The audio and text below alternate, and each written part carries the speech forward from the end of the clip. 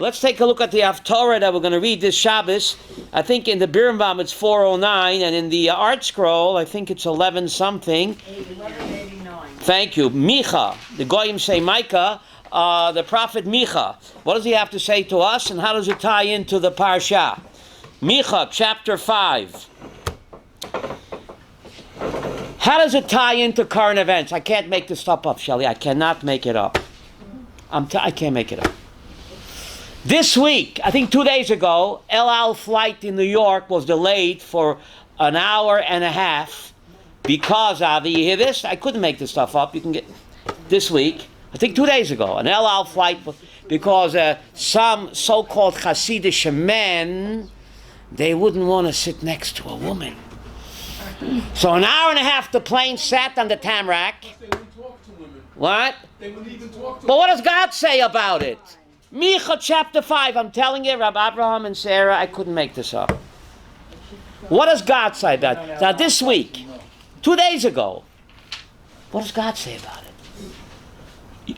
Look at Micah chapter 5. Coincidinky that we're reading this haftorah the week when this scandal.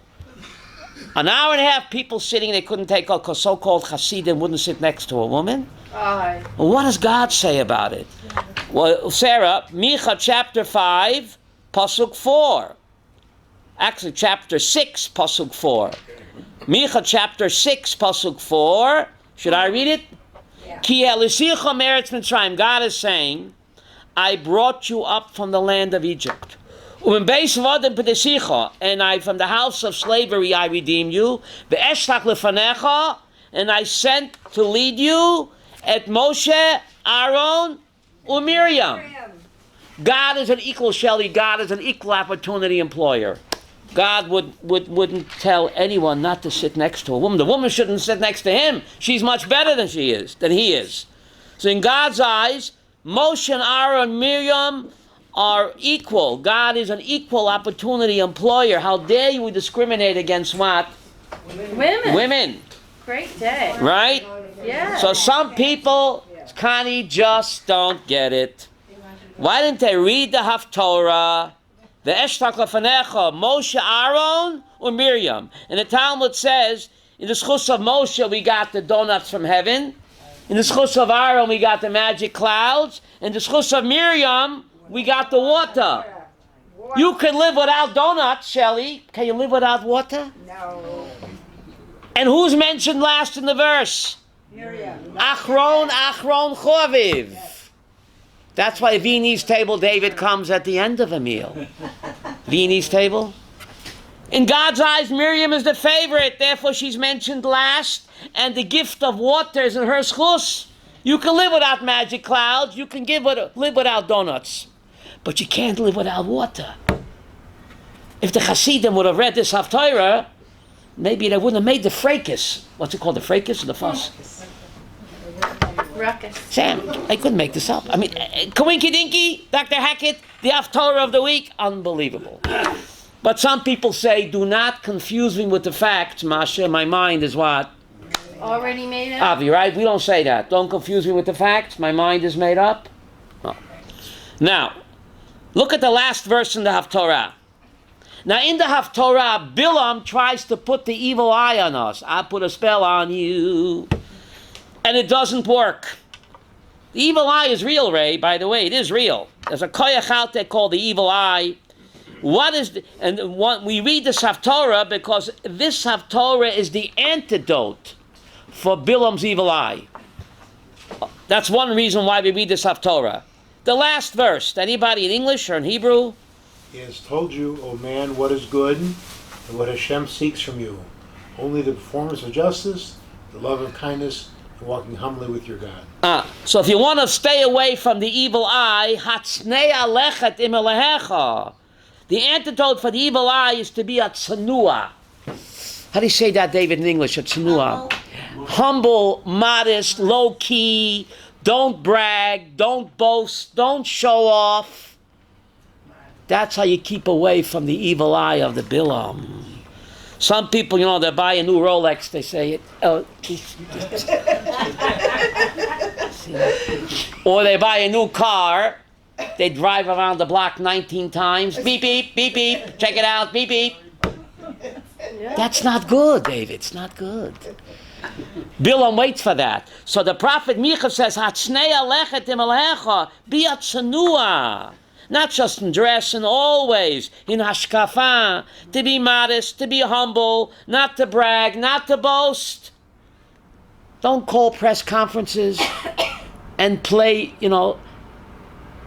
otherwise, lo yaleinu, a person can open himself up to the evil eye. Chas v'shalom. Rabbi, Yes. if you say I'm so grateful that Hashem has provided for me. Speak to Hashem, but don't tell tell someone. Right, you and Hashem, you're thankful that all the for everything, your lot. right? Don't tell anyone. But you don't, you keep a low profile. Well, you so it's don't. okay to complain. You I hear a don't lot of that. complain. I'm happy with what I can't say I'm have. grateful. But you don't have to list your bank accounts and your stocks and bonds and how many cars you have in the garage. It's enough that God knows. Or how good your health is, or how Right? happy You are. say Baruch Hashem, everything beseder, Hakol beseder, Baruch Hashem. Yes. Hasamech b'chalko. That's right. Very good. That's the antidote for the evil eye. Now let's look at the verse carefully. Verse 8. You have that, Sarah? It is told to you, human being, what is good and what Hashem wants from you. If you want to sum up Judaism, here you have it. Asot mishpat. What does that mean?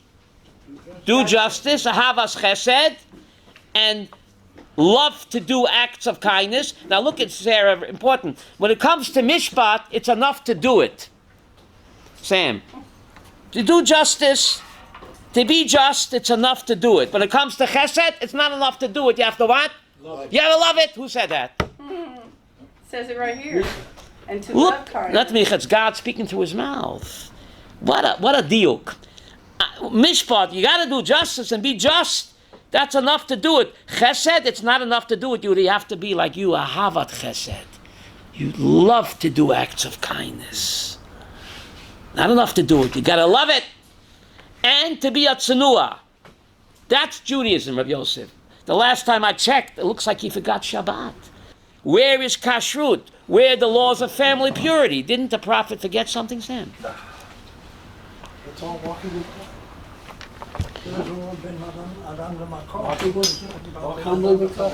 But this sums it up.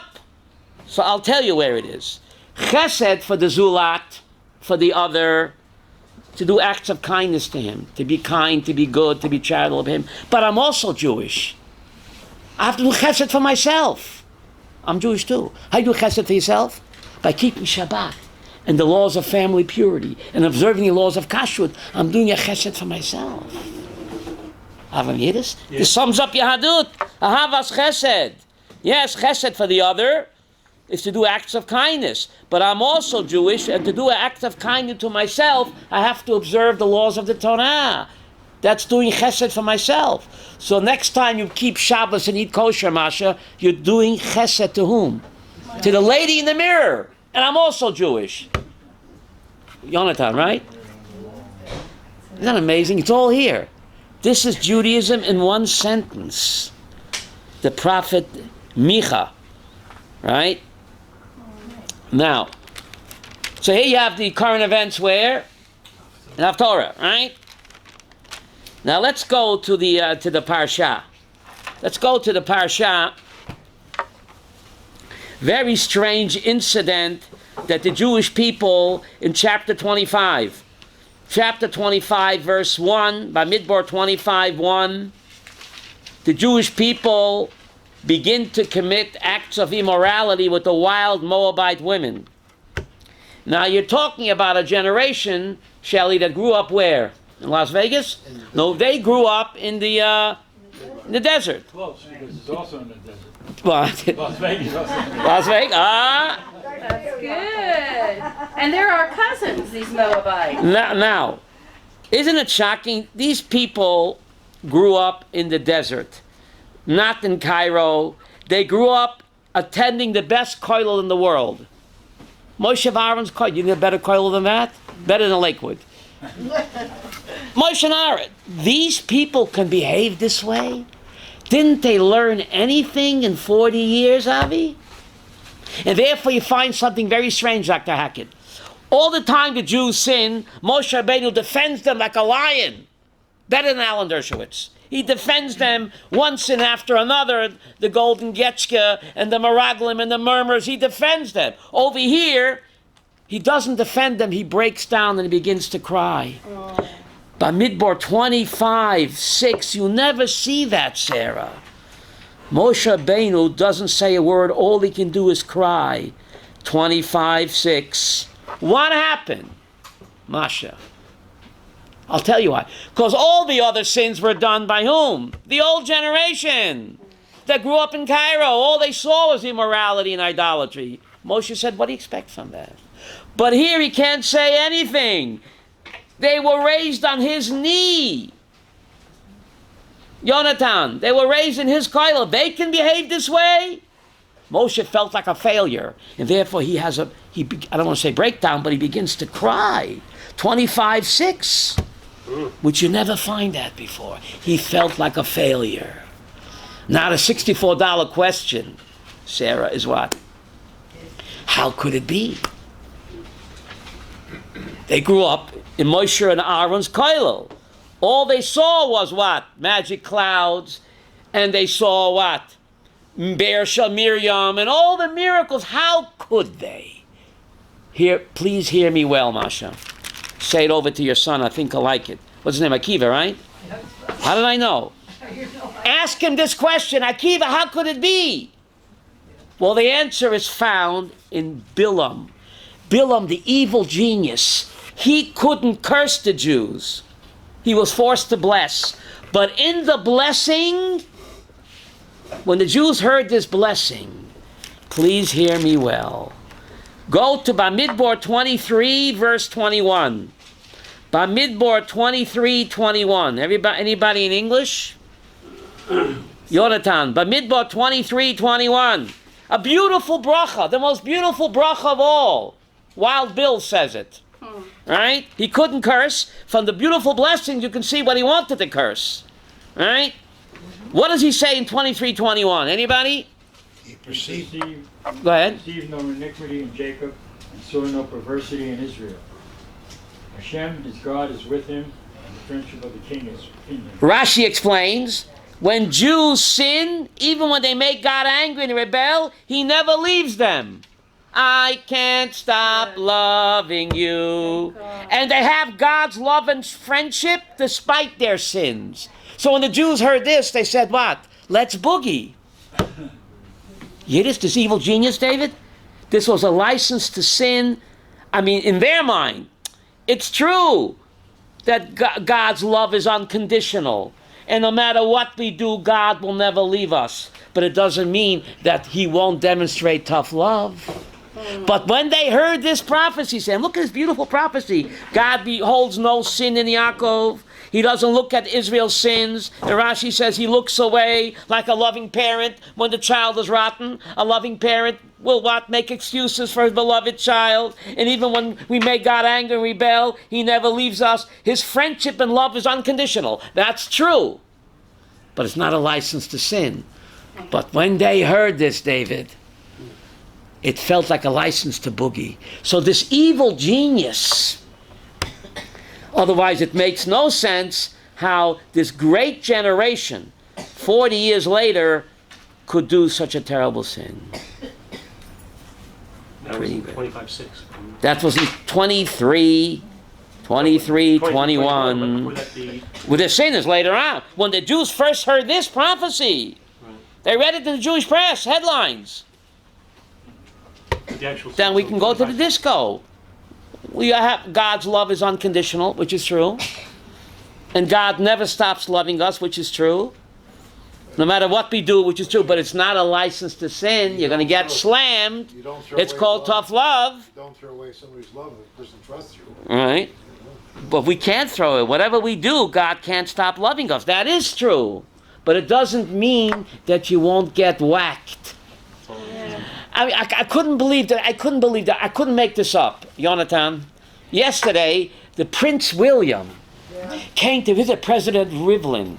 He's all over himself, fawning over the great prince. I'm such a great soccer fan of Liverpool. So they're talking soccer. He wants to show how. And the prince gives him a beautiful shirt with the autographs of all those nice, loving English players, they love us so much. And hand signatures, and Rivlin is beside himself with the president of Israel. I couldn't make this up yesterday, thanks to you. I see the Jerusalem Post. What does God say about it? That's ridiculous. What does God say about it? By Midbar 23:9. Speaking to the mouth of Wild Bill, by the way. Wild Bill is like the ventriloquist. What does he say, Sarah? Hey nam levadat yishkan. Right, but the end of the verse. Hein am levadat yishkan. It is a nation that has to dwell alone. Ubagoyim lo yischashav. No matter how we try to TL and suck up the Prince William and the soccer team of Liverpool, fetegunish helfen. How do you say that in English, David? You are destined to dwell. They'll hate you anyway. Even though you're a Liverpool fan and you want to suck up to the Prince, they hate you anyway. You are destined to dwell alone. You'll never be accepted by them. President Rivlin, read the Parshat. David, I couldn't make this up. David, I couldn't make this up. He is a Torah scholar. Yeah, so someone should send him an email. But he's got What? a Brady, his assistant is a Brady woman. What? He bowed to him. He bowed to the Prince, but how the way I don't know. Look what the Torah is saying in the week, right? In the week that we're going to read this Parsha, he goes to shul on Shabbos. He's a Bal Koira. Can you send him an email, Yehuda? No, sorry. 23:9. Rivlin's a haftorah? Yeah. He's very knowledgeable. Yeah. We are going to be alone. Sarah, the way the Hebrew, I don't know how he has it there. Art Scroll. How does the Art Scroll have it? Do the last... Dwell in solitude and not be reckoned among the nations. No matter what we do, the Goyim will never accept us. No matter how much we try to suck up to them, they will never accept us. So you might as well keep your self-respect and your dignity. Isn't that incredible, Rabbi Yosef? Parsha of the week. What? Maybe we should respect ourselves. Well, okay. What? That's what Menachem Begin said. He quoted that. Yes, he quoted that pasuk. He quoted that pasuk. He shouldn't have been allowed in because he's calling everything Occupied territory. Right, he says Mount Zion is occupied. So stay home, William. Who needs you? I kept on writing. Occupied Palestinian territory. He's going to the hotel. But that's occupied. Yes, but he's going to. Oh, who needs him? It's Right? Where's our self-respect? Where's our dignity? We are occupying because it's our occupation. Right. We would You ever go to an El Al plane on a flight, the toilet, it says occupied.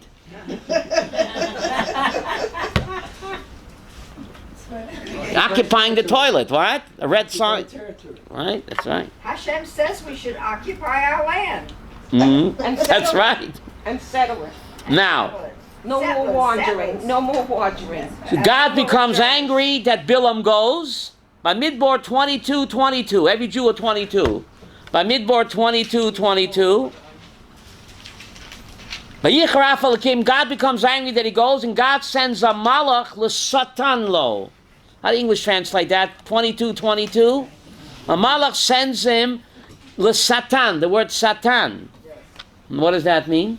Adversary. They say adversary, right? But Satan is to trip us up. I know. He's the Satan. His job is to trip us up. And Rashi says something strange. Satan malach shal rachamim hoya. Say what? How could Satan be an angel of mercy? David, are you getting this? Avram, you don't have a book.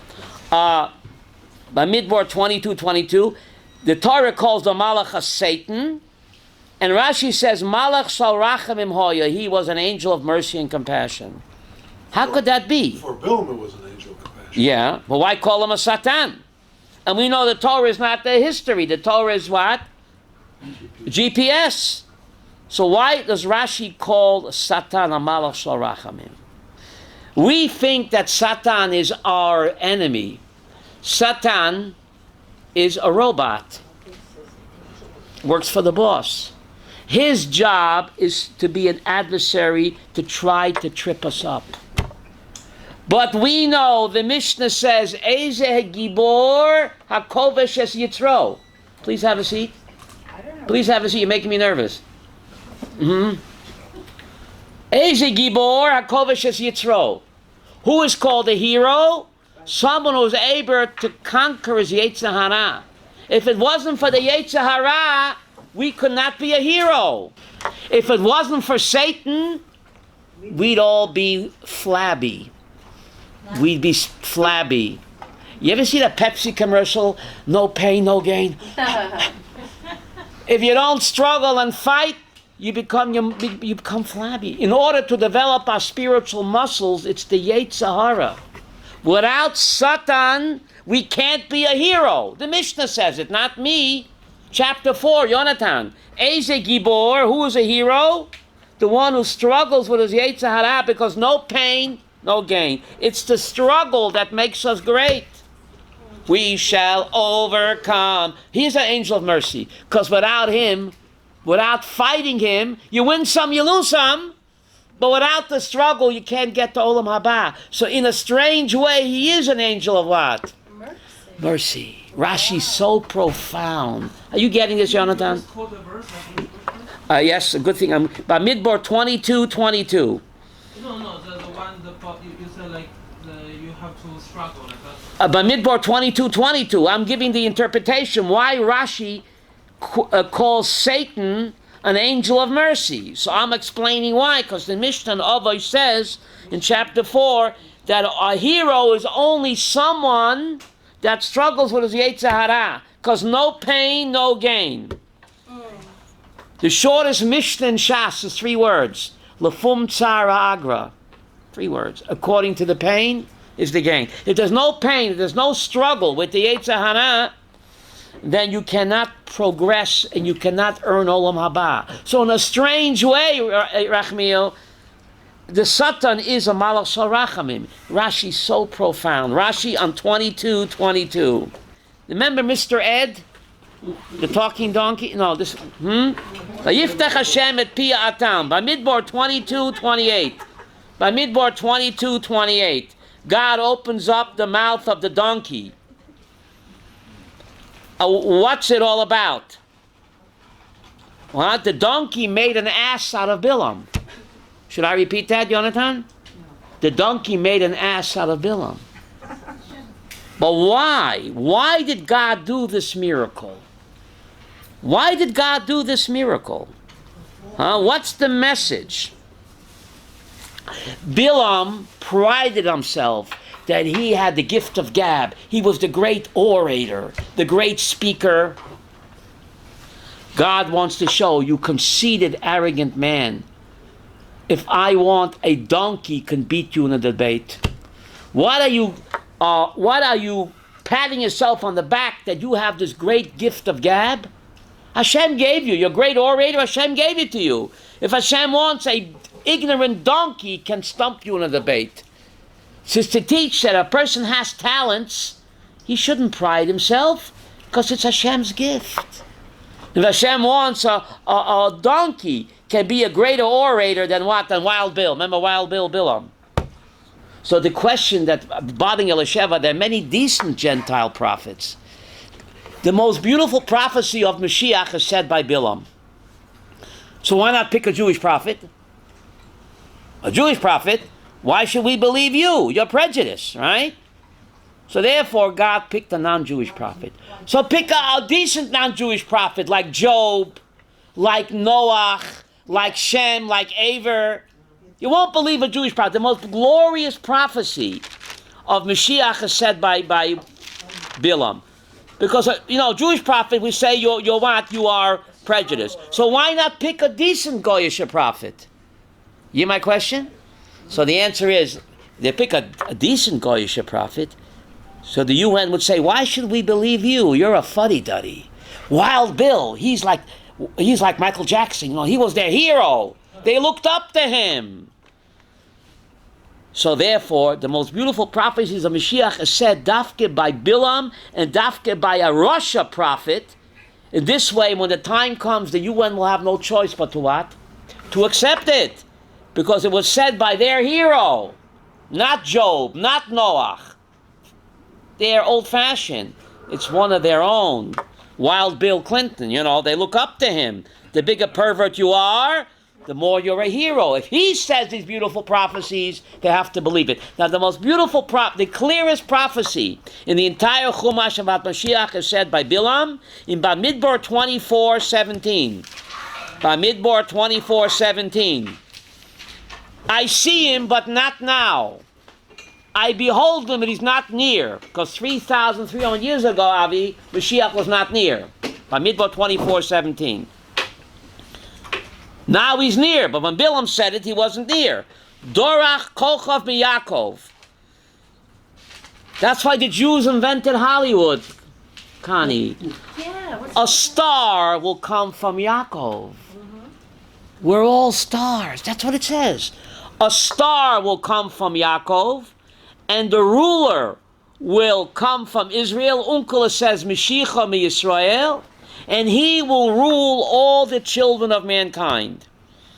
Mashiach will come from Yaakov Yisrael, and he will rule all the children of mankind. How do they say it in English? 24:17. I shall see him, but not now. Yes. I shall look at him, but he is not near. A star has issued from Jacob, and a scepter bearer has risen from Israel. They shall pierce the nobles of Moab and undermine all the children of Seth. Uncle says, rule all the children of Seth. Why is mankind called the children of Seth? Why? Because Rashi points out that that Hevel got killed, left no kids. All of Cain's kids got washed out in the flood. Noah comes from whom? Shet. So all mankind is called the children of Shet. Shet in Hebrew means foundation. Noah's, Adam's third son. So here the prophecy that Mashiach will come from Israel, and he will rule all the children of mankind. Dorach Kolchav Miyakov. A star. All of us are stars. Now, how will Mashiach come? There seems to be two conflicting prophecies. Now, Tanoim and Maroim can argue in the Gemara, but prophets David can't argue. If you look in the book of Daniel, Mashiach will come riding on a star, supernaturally. You look in the book of Zechariah, Mashiach will come on the Rochav al Chamor. Right? Doesn't mean on a donkey. It means he'll come Chomer. In the material of, in the Derech HaTeva. He'll run for the Knesset, he'll get elected, he'll have a new party, he'll make speeches in the UN. So there seems to be a contradiction, Sarah. Daniel says he'll come riding on a star. Zechariah said he'll come Derech HaTeva. Are they arguing?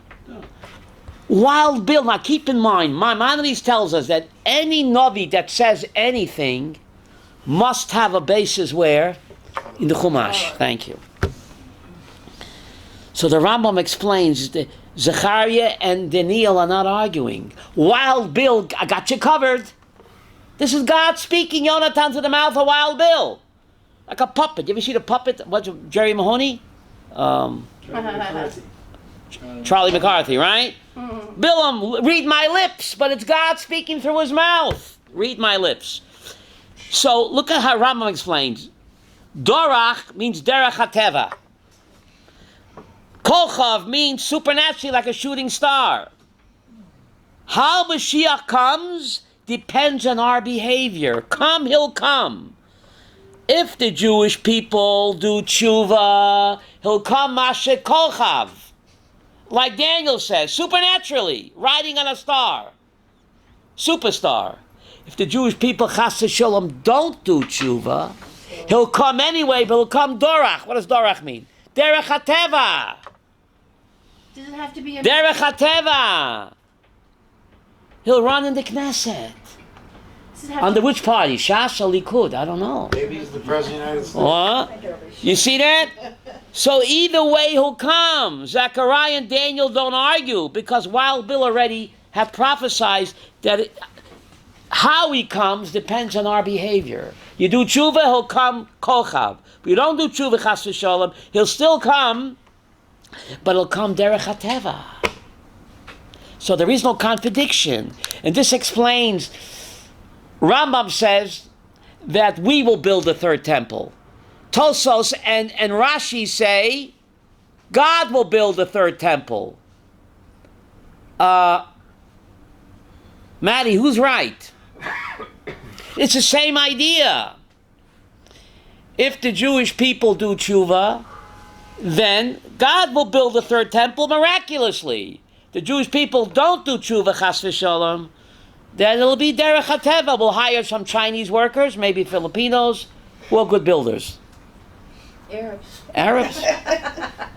They're good builders. Looks like the Rambam is a realist. Look, we have to build a third temple because it doesn't look like we're going to do tshuva, chas v'shalom. But Rashi and Tosfot in Tractate Sukkah, they say, no, we'll do tshuva, and therefore Mashiach will come, the third temple will descend from heaven. So it's not a machlokis. It's up to us. You make the call. Remember the NFL, David? You're not from America. We make the call. Who builds a third temple, Sarah? We decide. If we do tshuva, God will build it. Chas v'sholom, we don't, then we'll have to build it. And it'll be a derech hateva, a slow and painful process. It's up to us. If it's a small remnant of us doing tshuva, is that Right. good enough? I think we all have to do tshuva. All of us. I think we all have to do tshuva. So anyway, back in Bamidbar 25:1, the Jewish people begin to commit immorality with the wild Moabite women. A terrible plague breaks out. How does the plague stop? Bamidbar 25. Bamidbar 25:7-8. What happens? Bamidbar 25:7-8, the end of the Parshat. Pinchas sees, and he takes a spear in his hand. Yep. Right? Right. What does he see? He sees a Jewish man having relations with a non-Jewish woman. It's a terrible chil Hashem. In public, and that's a chil Hashem, and a zealot is permitted to what? Kill him. Don't try this at home, right? Yeah. So he tells Moshe Rabbeinu, Rabbi, you taught me the halacha. Why don't you do anything? Moshe said, you do it. What is he in verse 8? Verse 8. Moshe forgot. He got so upset. Yeah, but then he reminded him. Pinchas said, Rebbe, you taught me. A terrible chil Hashem, a Jewish man having relations with a non-Jewish woman publicly, a terrible chil Hashem. Zealots have a right to strike him dead. We don't do that. But you have to be a real zealot, and we don't do that today. So Moshe did not do it. Pinchas did it. The question is why Moshe didn't do it. He's the leader. So what did Pinchas do in verse 8? Sarah, what did Pinchas do in verse 8? You have it? He said he did it, that he observed him having sex in public. Right. Then the next part said he followed him into the tent. Public means, I think you got me. Good. Public means that the people know about it. Knew what was going on. Doesn't mean they did it in public, come on. But if it's public knows that they're not playing Parcheesi in there, and they're not playing Scrabble, that's like doing it in public. Even though it wasn't in public because he went into the tent, but everybody knew what they're doing in there. It's a terrible chil Hashem. So what happened? He went after them. What happened? Kill them. Don't steal my line. Oh, Sam took... He stabbed them both. He made her the first shik sabab. Masha, get it? Shik sabab? Oh. What? And the plague stopped. The plague stopped. Okay? Now, the question is why Moshe Rabbeinu didn't do this act of zealot. He's the leader. He should have done it. The answer is Hakarat Hatov. This was the princess of the king of Midian. Rashi points out, look how much the Midianites hate us. Normally a person would die to defend the honor of his daughter. Here the king of Midian sends his own daughter to destroy herself, if that's what it takes to what? Kill a Jew. I think it's describing our peace partners. They hate us more than they love their own children. The king of Midian is sending his own daughter to prostitute herself, destroy herself, if that's what it takes to what? To destroy Am Yisrael. I think that's Abu Mamzer mentality. I mean, but that's what Rashi points out. Moshe Rabbeinu, remember he was a fugitive? He knocked off the Egyptian, you would remember? He ran to Midian. Who protected him from the KGB? The king of Midian. Yisro could never take him in without the permission of what? Of the king of Midian. Moshe owed him. He couldn't be the one, what? To kill his daughter. That's how far Hakara Tatov goes. Yiddish Reb Shmuel. Hakara Tatov, even to a Russia. The king of Midian did him a favor. He was a fugitive from Egypt. The KGB would have gotten him. But the king of Midian allowed Yisro to what? To protect him. So he owed the king of Midian, and therefore he had no right to what? To kill the daughter of the king of Midian. And therefore, he didn't do it. This is the Torah's teaching that if someone does you a favor, no matter whom, you owe him. And you have to repay that favor sooner or later. So Moshe could not do this act which stopped the plague. Right? Is Moab? Moab. I mean, what's the difference? Are these two different? Moab and Midian were related. The two daughters of The daughters, Moab and Midian, were related tribes. Oh. But both of them sent their daughters to prostitute themselves to ruin Israel. Bilam told Balak, we cannot curse the Jewish people, but I can give you an idea how the Jewish people can curse themselves. That's right. Right? The non-Jews can't harm us. We can only harm ourselves. If we don't follow the ways of the Torah, we become vulnerable. If we follow the ways of the Torah, we have nothing to worry about from the Umat Olam. Right? But the problem is that we try to mix in and we disregard the prophecy here that we are destined to what? To dwell alone. And no matter what we do, they will never accept us. Never. Bingo. That's what the pasuk says right over here. Bilam is the prophet that speaks about Achrit Hayamim. Look at Bamidbar 24:14. The last two words in that pasuk, 24:14. What does Achrit Hayamim mean?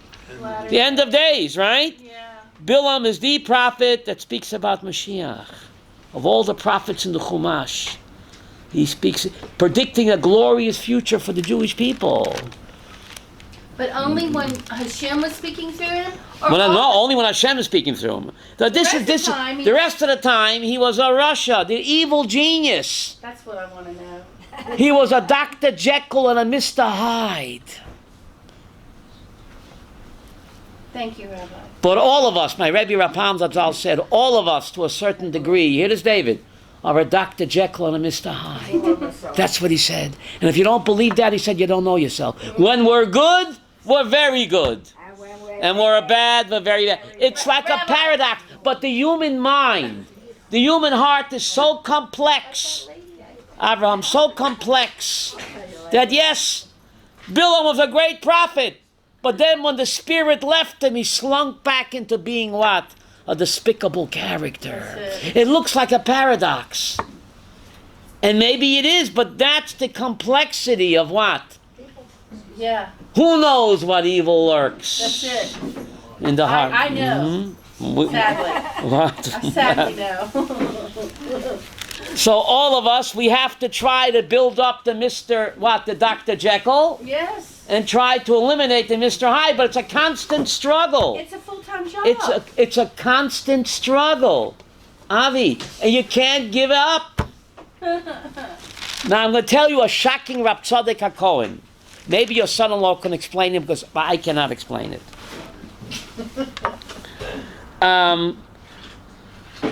Bamidbar 25:1, the Jews sat in a place called Shittim.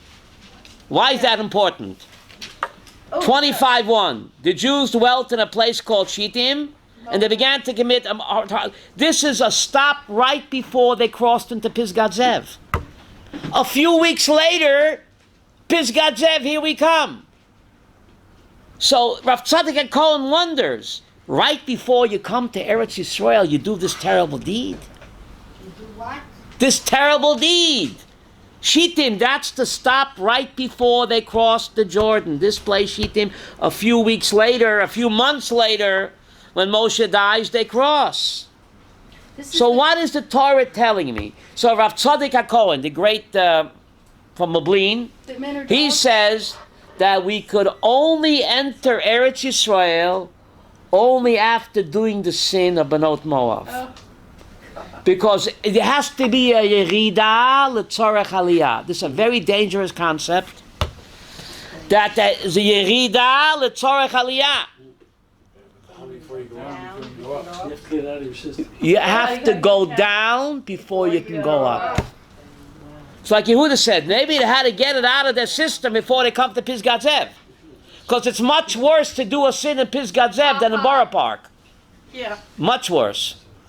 Because Eretz Yisrael is God's palace. When you sin, you do a sin in the king's garage. Or you do a sin in the king's living room. What's worse? So Eretz Yisrael is God's living room, his throne room. So do a sin here is much worse. So they did this sin, chutz la'aretz. Now it's a yerida l'tzorech aliyah. When a person sins and he does tshuva, he rises what, Yonatan? Higher and higher. Unbelievable. Sometimes you have to go down in order to what? Go up. Right? The AA, Alcoholics Anonymous, if you don't hit bottom, right? Sometimes you have to hit bottom in order to rise. Yep. There's a pasuk in Mishlei, Sheva yipol tzaddik v'kam. The tzaddik will fall and stumble 7 times. So why does Mishlei call him a tzaddik? Because he keeps getting up. Everybody falls. The question is, what do you do after the fall? The Rasha remains in the mud. The tzaddik knows he's going to fall. He feels guilty and ashamed, and he keeps getting up. I'm not going to quit. Satan got me, but I'll do tshuva. And the Baal Shem Tov puts another spin on it. Only when a person falls 7 times and doesn't give up, only then he's a tzaddik. You're the Baal Shem Tov? Not a license to sin. Please don't misquote me. Yonatan, don't misquote me. This is when you sin spontaneously. Can't go out with a cheshbon, you're going to sin and do tshuva. Because then you can't fool God. We're talking when you sin spontaneously. You can use that sin as an opportunity to what? To become better. Yes, you can use that sin to become better. Because you do tshuva me'ahava, Yuma, page 86. You do tshuva because you love God. That very sin, Maddie, becomes what? A mitzvah. Yuma, page 86. Right. Not a license to sin, don't misquote me. You can't go with that cheshbon, but everybody sins. If you sin spontaneously, what do you do after the sin? Do you wallow? Do you remain there? Or you say, I'm going to do tshuva and become better despite the sin or because of the sin? King David wrote his most beautiful psalms after his sin with Bathsheba, not before. Check it out. The most beautiful psalms he wrote after the sin. He used the sin with Bathsheba to write the most beautiful psalms of tshuva. What number? 51. I don't know if she's going to ask me. I didn't know. I did take my spirulina this morning. 51 is left to hold. That's right. 51. After Nosson and Navi came to rebuke him, what he did with Bathsheba, he wrote that beautiful psalm, Psalm 51. God, give me back a leiv tahor. Should I sing it? Yeah. Leiv tahor bara li Elohim v'ruach nechona. What? Chadesh b'kirbi. Leiv tahor. God, a pure heart. Despite what I did with Bathsheba, give me back my pure heart. Wow. Give me back my pure spirit. God said, you got it. When did he become the Messiah? He's the Messiah, Mashiach ben David. Look at Yechezkel 37. Mashiach ben David is the Messiah. Before his sin with Bathsheba? After. Should I repeat that, Sam? Look at, he became the Mashiach after he sinned. Because he showed the world what? It's not the end of the world. Everybody sins. You can do tshuva and become better. That's right. That's the Messiah. That's right. That's why he's the Messiah. The person that sins and doesn't give up and becomes better despite the sin because of the sin. That's the role model for mankind. I know what it's like to fail, and I didn't give up. He's going to teach mankind how to do tshuva. That's the job of the Mashiach, and therefore it's David. And the Zohar said he got the job only after he sinned with Bathsheba. Yeah. Are you getting this, Professor? That's beautiful. What a message. Beautiful. What a message. How much God loves us. To take a sin and transform it into a what? Mitzvah. Yuma, page 86. You can look it up. You know who said that? Was Shimon ben Lakish. Before he was the great sage, the chief rabbi Taveri, used to be a Meir Lansky. A Bugsy Siegel, not a joke. You look at the Gemara of 84. Before Shimon ben Lakish became the chief rabbi of Tveria, he was a Bugsy Siegel or Meir Lansky, and he became the great sage. It says, if I can do it, you guys can do it. Tshuva me'ahava. Now, why did he do tshuva? You met the Gemara of 84. You learned it, Avraham, no? Rabbi Yochanan said, if you do tshuva and join my yeshiva, I'll set you up with my sister. She's Miss, so the picture, she's Miss Israel. So why did he do tshuva? For Miss Israel. For Miss Israel. What's he talking about tshuva me'ahava? You hear the question on the table? Your son-in-law would love this. The guy who did tshuva, not me'ahava. Tshuva me'ira means selfish reasons. That's also good, but it's not dealing. How could he be an extra tshuva me'ahava? He says, I did tshuva because I wanted a date with Rabbi Yochanan's sister. She's a knockout. That's why he became about tshuva, for a pretty face. He's talking about tshuva me'ahava? What's the answer? B'toch shelo lishma, ba lishma. What does that mean? Do for the right reason. Bueno. Glad you came from Ashkelon. Nike, just do it. Psachim, page 50, Tainus, page 7. David, do it. Yeah, I did tshuva because I wanted to marry this pretty woman. But I graduated. Look, you said, if I can do it, you guys can do it. Start, just do tshuva for whatever reason. Pretty face, you want the covet, you want the girl, but you have a guarantee that you'll graduate to tshuva me'ahava. You don't believe it? Look at me. I used to be Bugsy Siegel. Yuma, page 86, Bamitzia, page 84. You could look it up. What a message of hope. Judaism, in one word, is what? Hope. Never give up. What a powerful message. On Sunday, we have a fast day. We're having a double header on Sunday in honor of the fast. 2 o'clock, we're speaking about why God made himself homeless. And at 5:30 on Sunday, we're speaking about why is there a mitzvah to mourn. So have a wonderful Shabbat.